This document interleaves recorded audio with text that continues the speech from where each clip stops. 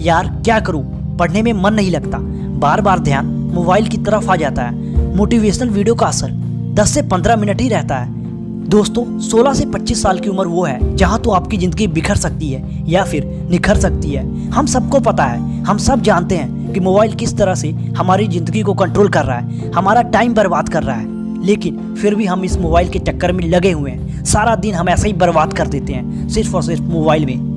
माँ बाप की आंखों में एक सपना है कि बेटा एक बड़ा अफसर बनेगा, पर बेटा सिर्फ और सिर्फ टाइम पास कर रहा है और कुछ नहीं। सपना देखा था ना कुछ बनने का, तो क्यों अपने सपनों को सिर्फ सपना ही रहने देना चाहते हो? उसके लिए तुम्हें लड़ना पड़ेगा, सभी नेगेटिविटी चीज़ों को दूर भगाना पड़ेगा, क्योंकि ये सारी चीज़ें तुम्हारी नर्वस सिस्टम को डैमेज कर देगी। एक रिसर्च के अनुसार पता लगा है कि धीरे धीरे हमारे इंटेलिजेंट को ख़त्म कर रहा है ये मोबाइल। लेकिन क्या आप यह बात जानते हैं कि सिर्फ 40% ही काम की चीज़ें हैं, बाकी के 60% सिर्फ और सिर्फ आपका टाइम बर्बाद करती है। तो मेरे भाई सोच क्या रहे हो? अभी से ही इस मोबाइल को लो और रख दो एक जगह पे और पढ़ना स्टार्ट करो। अलार्म लगाओ तो सिर्फ पढ़ने के लिए, ना कि फालतू के नोटिफिकेशन चेक करो।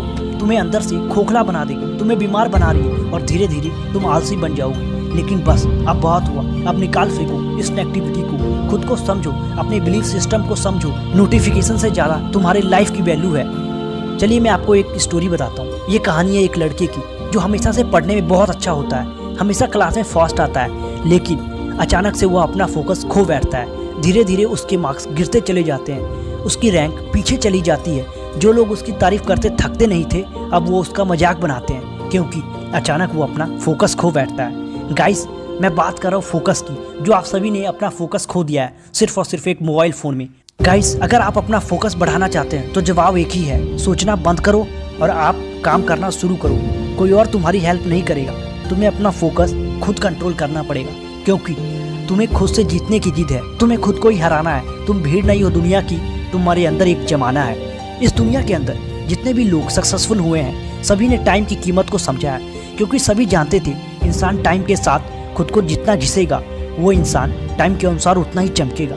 किसी ने सच कहा, सोचने से कहाँ मिलते हैं तमन्नाओं के शहर, चलना भी जरूरी है मंजिल को पाने। सो गाइस तुम्हें पढ़ना होगा, तुम्हें वो सारी चीज़ें पढ़नी होगी जो तुम्हें मुश्किल लगती है। जितनी भी तुम्हारे आसपास डिस्ट्रैक्शन है सबको हटा के तुम्हें पढ़ना होगा। जीवन में जानना चाहते हो कि सफलता कितनी आगे तक जाती है, तो आपको असंभव को मात देकर आगे जाना पड़ेगा। अगर तुम्हें स्टडी टाइम में कोई भी प्रॉब्लम आती है तो तुम उस प्रॉब्लम को सॉल्व करो। अनुमान गलत हो सकता है पर अनुभव कभी गलत नहीं होता, क्योंकि अनुमान हमारे दिमाग की एक कल्पना है और अनुभव जीवन की एक सीख है। इसलिए जो तुम पढ़ रहे हो, जो तुम कर रहे हो, उसको एक अनुभव के साथ करो ताकि उसका डेली लाइफ में यूज कर सको। तुमको पता है ना, ज़िंदगी में दूसरों से आगे जाना है या फिर एक बेहतरीन ज़िंदगी जीनी है तो वो काम करने पड़ते हैं जो दूसरे नहीं कर पाते। मतलब जो लोग उस काम को नहीं कर पाएंगे वो काम सिर्फ तुम ही करोगे। आज तुम्हें अपने मन के ऊपर एक छोटी सी जीत हासिल कर लोगे तो कल बड़ी बड़ी मुश्किलों का हल भी निकाल पाओगे। सोचो अगर इतनी छोटी सी चीज़ से तुम हार गए तो आगे क्या करोगे? एक मोबाइल तुम्हारे सर पे चढ़ा हुआ है तो सोचो आगे आने वाली कितनी मुसीबतें होंगी। सोचो अगर इस मामूली सी काम को करने के लिए तुम खुद को फोकस नहीं कर पा रहे हो तो आगे क्या करोगे?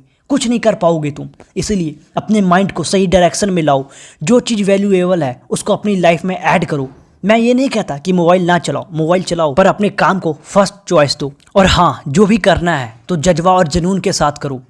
जज्बा है, जुनून है, हिम्मत है, हौसला है, अपने हर सवाल का तो खुद ही जवाब है।